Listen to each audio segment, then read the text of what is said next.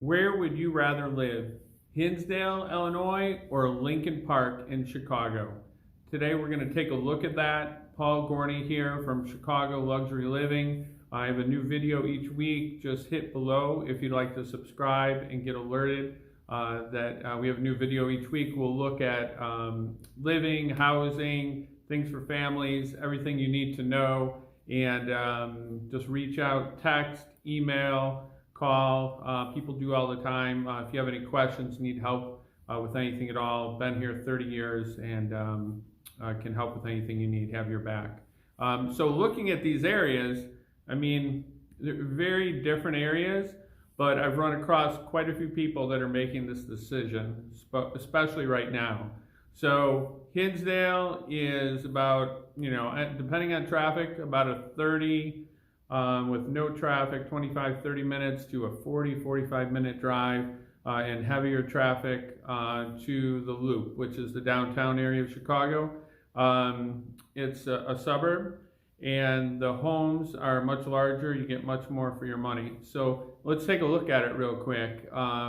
Hinsdale, the average price of a home is around 1.1 million. Lincoln Park, average price of a home is about 1.85 million.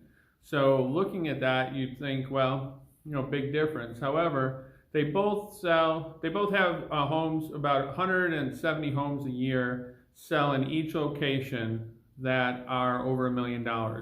So Hinsdale just has more homes. It has more flexibility going down in price, but really the upper end of the market is very similar to Lincoln Park. The number of homes that have sold and the prices, so they're probably pretty close to that 1.7, 8 mark for the homes over $1 million. So big difference here is size. Lincoln Park, you're going to get a 5,000 to 6,000 square foot home. Hinsdale, you can get a much larger home. So you can get a home that's closer to that 8,000, 10,000 square foot mark, and they go all the way up to maybe 15,000 square foot for the ones that are the most expensive. Lincoln Park tops out around 11, $12 million currently, where Hinsdale is just over 4 million. So big difference in size really is the big thing. However, let's look at what it's like to live in these places. Lincoln Park, you have the Lakefront of Chicago, which is pretty awesome. And you have running paths, bike paths. You have, great park is Oz Park and Lincoln Park. You have some great schools, great restaurants. However, it comes with a little bit more city flavor, some complications sometimes. The schools, sometimes you can have siblings go to different schools.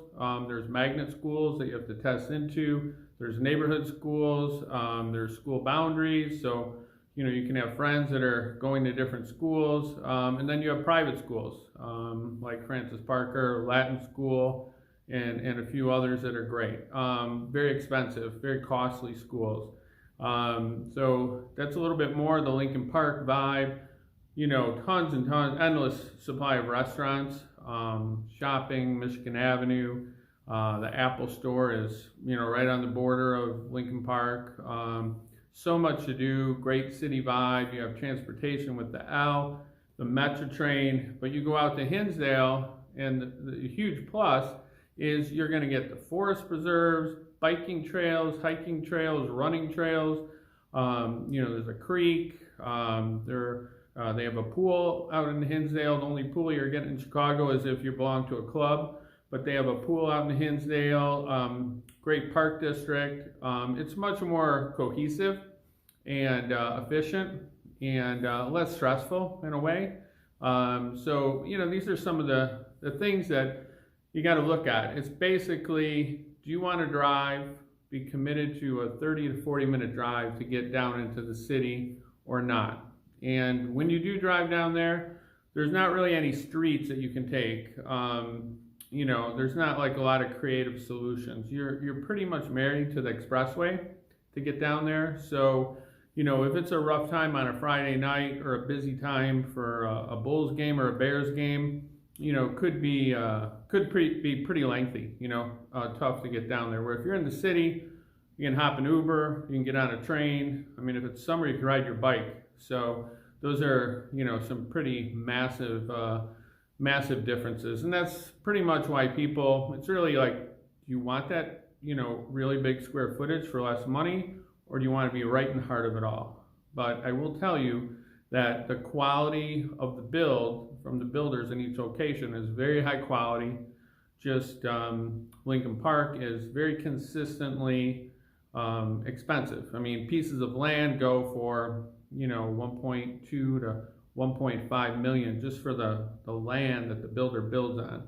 So you're going to get a lot more for your money out in Hinsdale, where Lincoln Park's going to be kind of rough as far as what you get price per square foot. The other thing you want to look at is just, you know, kind of lifestyle. You know, you have a lot of buses, trains. I mean, it's a city, you know, it's different than out in Hinsdale, where it's, you know, a little bit cleaner, a little bit easier to get around, and just, you know, it's not as tough to get kids together. It's a little bit easier sometimes because of the wide open spaces and the park district and things like that. So these are the things that, you know, I've seen people over the last 30 years look at quite a bit, and it's a pretty big decision. Right now, during these times, definitely, you know, Hinsdale has an advantage, but, you know, everybody absolutely loves Lincoln Park for great reasons. So you need anything, just reach out. Any questions, I can kind of tailor this to your situation. Just reach out anytime.